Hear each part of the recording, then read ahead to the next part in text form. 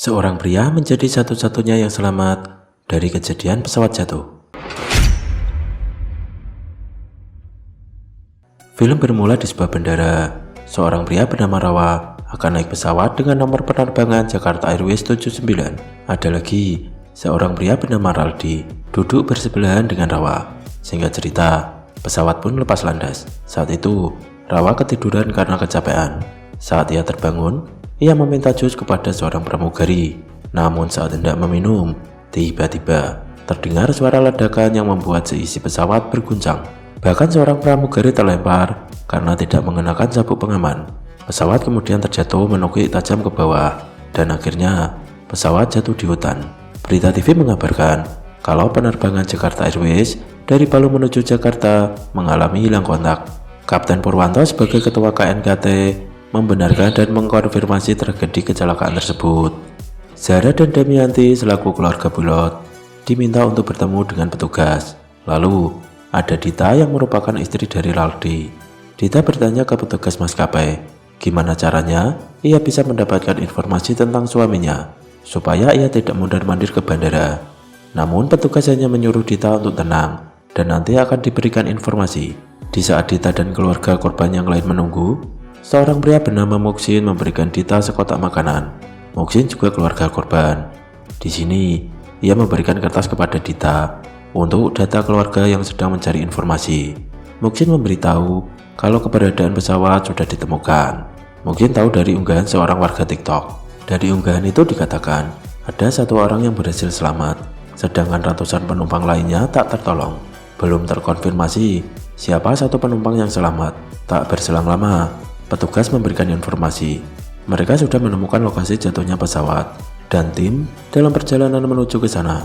Dita kembali ke tempat duduknya. Dia diam-diam memotret kertas absensi keluarga korban. Sementara itu, tim SAR segera menuju ke TKP menggunakan helikopter. Saat itu, terjadi hujan badai yang menyulitkan tim untuk menuju ke TKP. Karena alasan keselamatan, akhirnya Kepala Basarnas menyuruh anggotanya untuk putar balik. Barulah keesokan paginya, tim kembali menuju ke lokasi jatuhnya pesawat. Salah satu anggota bernama Dimas masuk ke badan pesawat. Dia menemukan para korban. Sementara itu, salah satu penumpang yang selamat akhirnya dievakuasi. Dan penumpang itu adalah Rawa. Tak pakai lama, Rawa langsung dilarikan ke rumah sakit untuk mendapatkan perawatan. Ibu Rawa yang bernama Sita tampak khawatir dengan keselamatan Rawa. Dokter mengatakan kalau ada beberapa luka ringan dan berat. Tulang patah di beberapa bagian. Selesai operasi, Rawa akan melakukan proses pemulihan. Saat Sita ke kantin untuk mengisi perutnya, tak lama, seorang pria datang menghampiri Sita. Pria itu adalah asisten pemilik maskapai bernama Adam. Di sini, Adam ingin Sita datang menemuinya. Adam sendiri duduk beberapa meter dari meja Sita. Di sini Adam meminta maaf atas kejadian yang terjadi.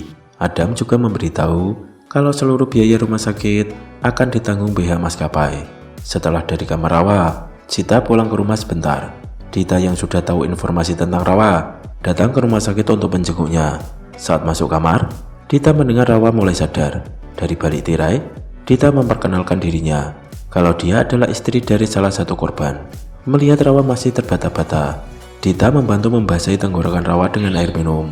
Di sini Dita menanyakan kenapa Rawa duduk di kursi 38B, sementara Raldi ditemukan tak bernyawa di kursi 38C.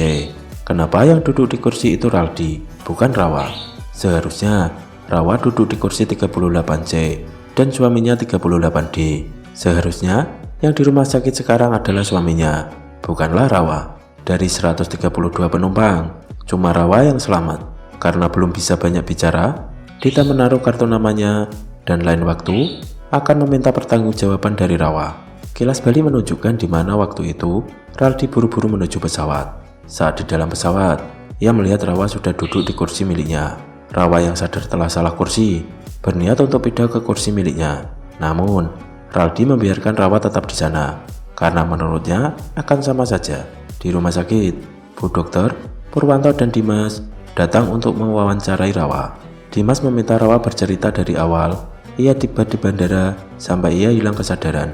Jadi, sebelum lepas landas, Rawa sempat bermain dengan seorang anak perempuan yang duduk di kursi depan. Rawa mengaku kalau ia sering bolak-balik Palu Jakarta karena tuntutan pekerjaan. Singkat cerita, saat Rawa terbangun dari kecelakaan itu, hujan deras turun. Rawa sempat mendengar ada suara tangisan bayi dan juga suara para penumpang yang berdoa. Namun Rawa menyayangkan karena pertolongannya datang sangat terlambat.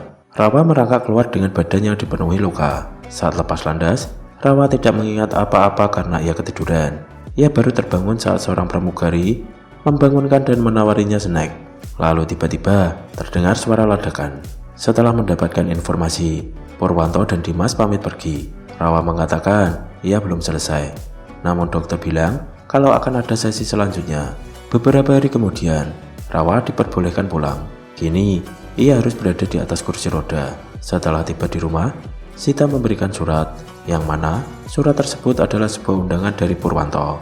KNKT mengundang Rawa untuk menghadiri konferensi pers. Lalu, ada juga uang sebanyak 2 miliar sebagai bentuk ganti rugi dari kejadian itu. Sita merasa uang itu tidak ada apa-apanya dibanding rasa syukur karena Rawa bisa selamat. Rawa merasa tidak suka dengan cara seperti itu. Ia merasa dirinya sedang disuap untuk memberikan citra baik pada maskapai. Malam harinya, Rawa mengirimkan pesan pada Dita dari nomor telepon yang tertera pada kartu nama. Keesokan harinya, Sita menemani Rawa untuk menghadiri konferensi pers. Rawa memperkenalkan diri sebagai satu-satunya penumpang yang selamat dari tragedi itu. Setelah itu, Purwanto mensimulasikan proses jatuhnya pesawat. Setelah memberikan penjelasan proses jatuhnya pesawat, dilanjutkan sesi tanya jawab. Salah satu wartawan bertanya, kapan bisa dapatkan data dari black box? Purwanto menjawab, nanti akan dikonfirmasi lagi. Biasanya ada tim sendiri dan dari pihak pabrik pesawat yang melakukan investigasi. Lalu ada yang bertanya, apakah ini ada hubungannya dengan kelalaian pilot? Purwanto menegaskan kalau penyebab kecelakaan masih dalam investigasi karena di dalam pesawat terdengar suara ledakan. Setelah acara selesai, Rawa tak sengaja menabrak Zahra dan ibunya. Momen itu menjadi awal perkenalan mereka. Damayanti sendiri ingin ngobrol banyak dengan Rawa. Ia mengundang Rawa dan ibunya untuk datang ke rumahnya. Melihat Dita lewat, Rawa langsung menghampiri dan mengajaknya untuk ngobrol sebentar. Rawa meminta maaf karena telah bertukar kursi dengan suami Dita. Saat itu, ia sedang teleponan dengan temannya dan tak sadar telah duduk di kursi yang salah. Dita bertanya kenapa tidak kembali ke tempat duduk yang benar. Rawa mengatakan kalau Raldi yang membiarkannya duduk. Katanya sama saja. Rawa sendiri merasa menyesal terkait pertukaran kursi itu. Dita langsung pergi karena belum bisa menerima takdir yang terjadi. Keesokan harinya, Rawa dan ibunya mengunjungi rumah Damayanti. Mereka berempat lalu makan bersama sambil ngobrol. Damayanti bertanya ke Rawa, apakah ia sempat berjumpa dengan Dirga. Rawa mengatakan kalau ia hanya melihat Dirga dari kejauhan. Hari berikutnya, Zahra dan Damayanti ke kantor KNKT. Mereka mendengarkan rekaman dari black box yang berhasil ditemukan. Dari rekaman itu, pilot dan kopilot sudah berusaha semaksimal mungkin untuk mengendalikan pesawat. Sementara itu, Dita menemui temannya seorang pengacara yang bernama Adrian. Dita ingin Adrian membantu menuntut pihak maskapai karena uang 1,2 miliar tidak sepadan dengan rasa sakit atas kehilangan suaminya. Dita mengatakan ada pria tua harus kehilangan istri, anak, dan cucunya, dan dia hanya diberikan 7,5 miliar. Dita ingin uang lebih. Ditambah ada sebuah fakta. Di malam waktu pesawat hilang kontak, Adam ternyata sedang party. Adam tahu info kalau pesawat hilang kontak, tapi dia malah lanjut party. Selesai party, dia baru mulai gerak. Dita juga cerita kalau Rawa mendengar dan melihat beberapa orang masih hidup. Tapi sayang, bantuan datang terlambat. Dita semakin yakin kalau bisa memenangkan tuntutan itu. Sore harinya, Dita ditemani Rawa pergi ke rumah Muksin yang terletak di pemukiman padat penduduk. Muksin mengatakan kalau kejadian ini sudah kehendak Tuhan. Uang yang diberikan Adam sejatinya sudah banyak sekali. Rencananya, Muksin ingin ke Tanah Suci dan naik haji.